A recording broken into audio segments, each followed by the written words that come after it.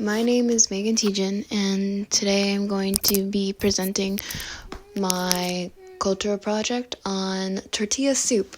I've never really had tortilla soup until this project, and might I say, was it delicious? Definitely would try again and make again. I also did this interview with my best friend's parents, and sorry for the lack of photos, but I guess I was really into the conversation and making the dish that I forgot to pull out my phone most of the time. But I have some photos, and I hope you enjoy this presentation. So this is me making the soup. So I'm going to tell you the soup, how I make it, and then the history about it, and then go from there. So this is me shredding the chicken because we chose to have chicken in the soup. And so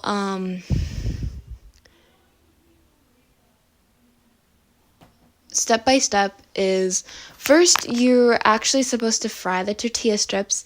So you use somewhat old, dried out tortillas, and it's great if you don't have old tortillas and you use fresh ones, but relatively the soup was made for the purpose of using old tortillas.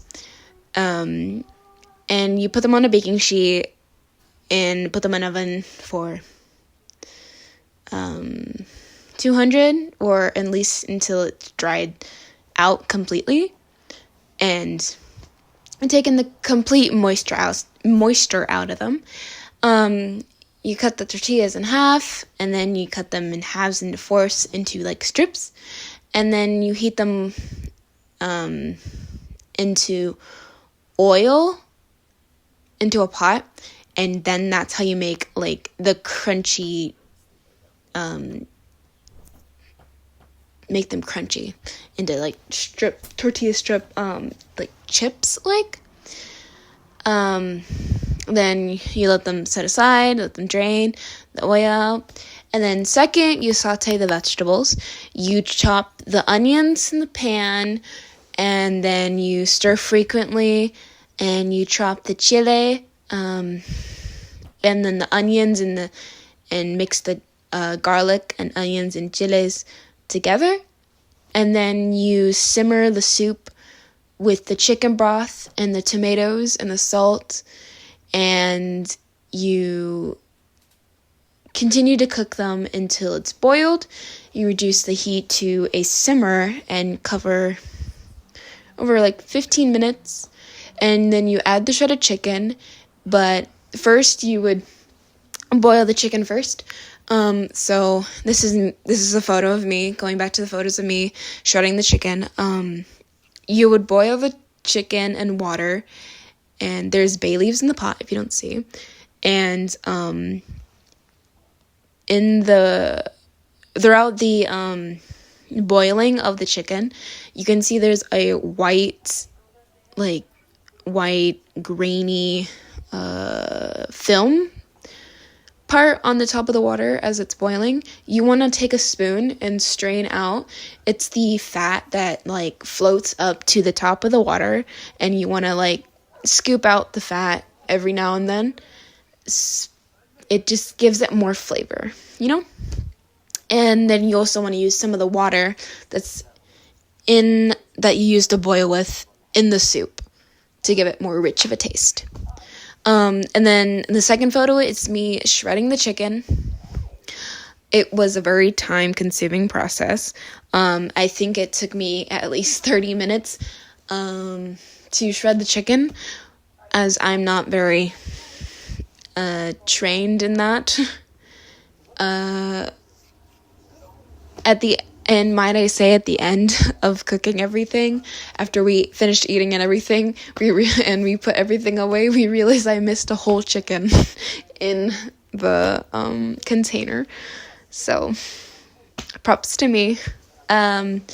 my best friend actually was helping me shred the chicken because she didn't want to see me struggling with the chicken the entire time.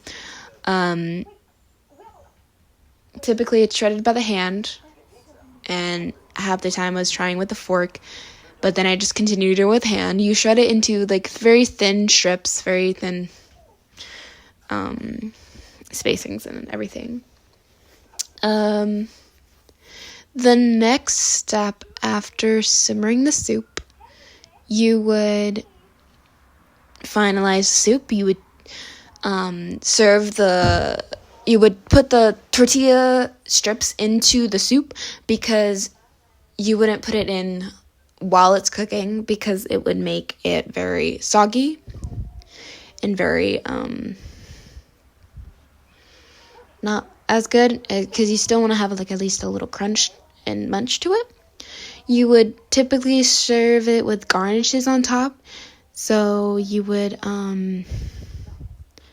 have the tortilla strips on top of the soup, and then you would have at least cheese or a garnish or cilantro on it with lemon or lime. Sorry, not lemon. And then that's the finalize of the soup, the dish. My thoughts on the dish was it was really, really good. I would definitely eat it again. I think I'm gonna go back to my best friend's house and stuff and definitely eat the leftovers that we made and everything, because it was just really good. I really loved it.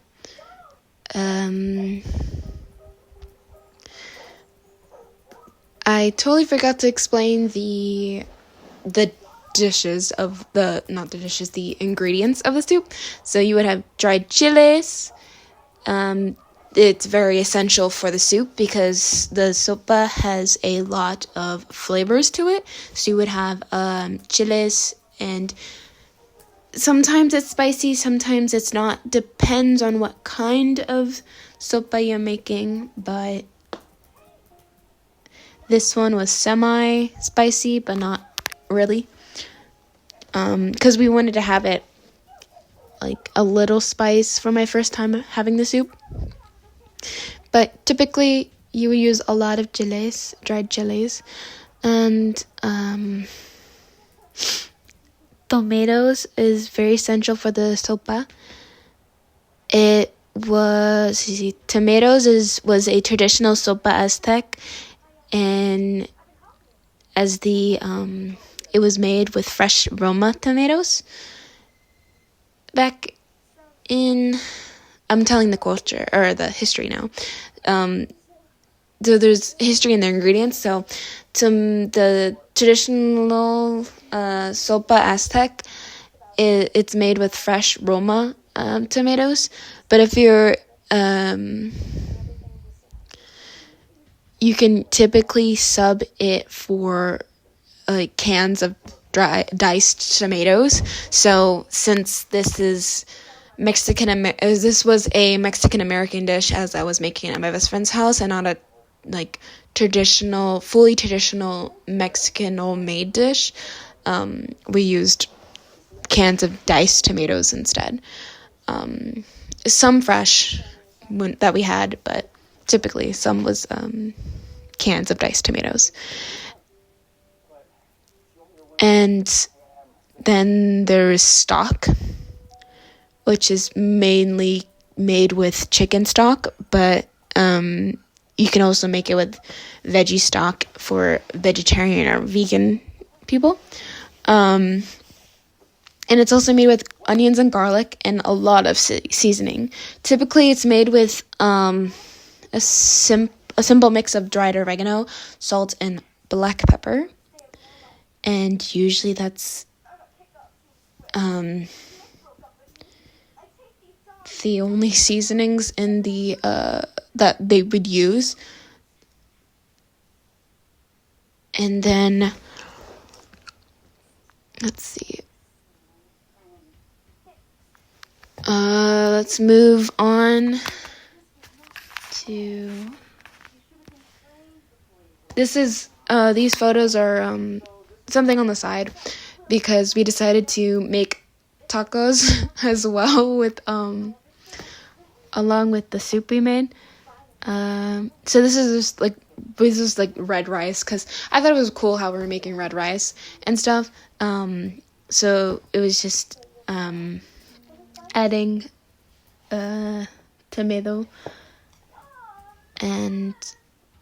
paste and adding it to white rice. And that's how you make red rice. Because typically you make it, I forgot the name, but you would make it a whole different other way. But since it's in America, we've had to substitute and change the recipe and the steps because now it's a Mexican American recipe and not a traditional Mexican recipe. This is a few photos. My friend stole my phone and started taking photos as her dad was preparing the dishes. And that was the photo in the corner is of the tacos and the beans and rice I ate along with it.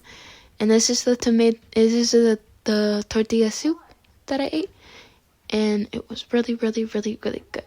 I loved it so much. Okay, the history. So, tortilla soup, it originated in pre-Columbian Mexico.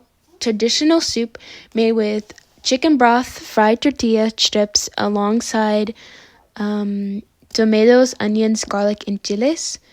Its origins are linked to ancient Aztec diet, which included mayas, which is corn, and unleavened flatbread, and it was called tortillas. The word tortilla comes from the Nahuatl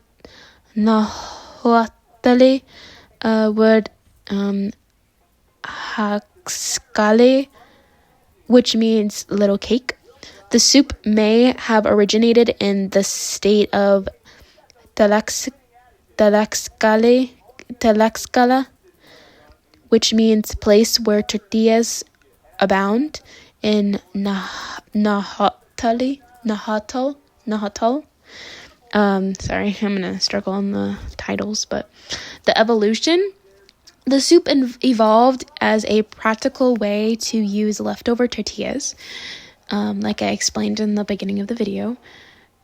The Spanish introduced soups and chicken meat to Mexico in the 16th century, which may have influenced the soup's ingredients and flavor.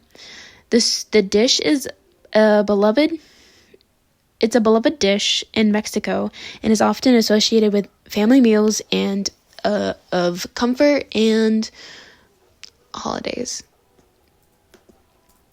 To finalize this presentation, I just want to say that this was a really big part to be in.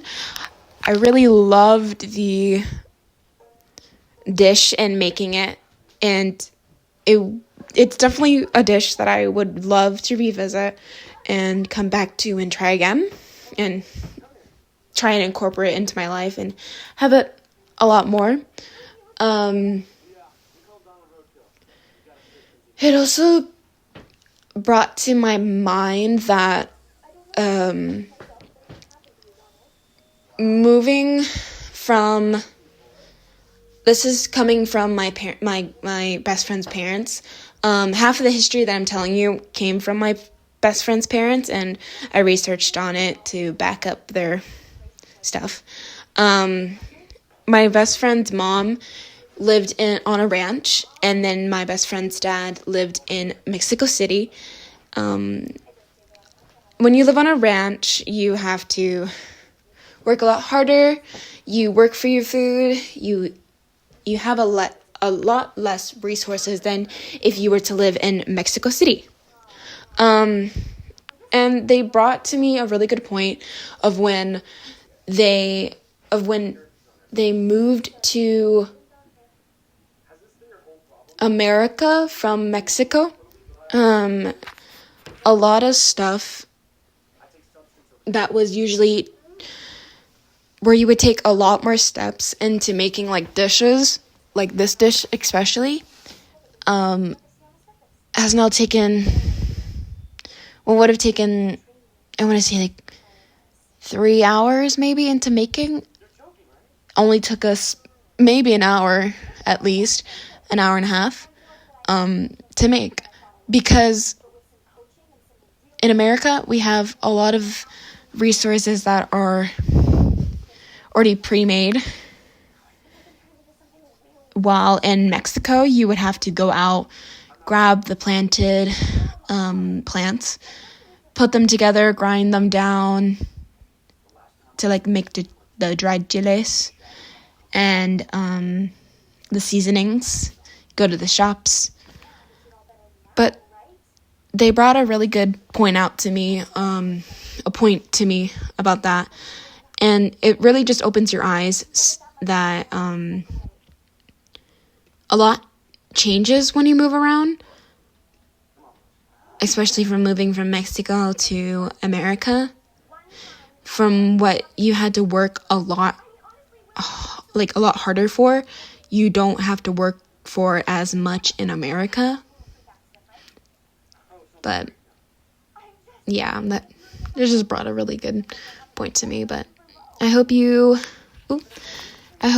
enjoyed my presentation,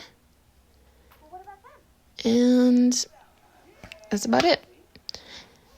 Sorry about that few last minutes. My screen flipped and I didn't realize. So sorry.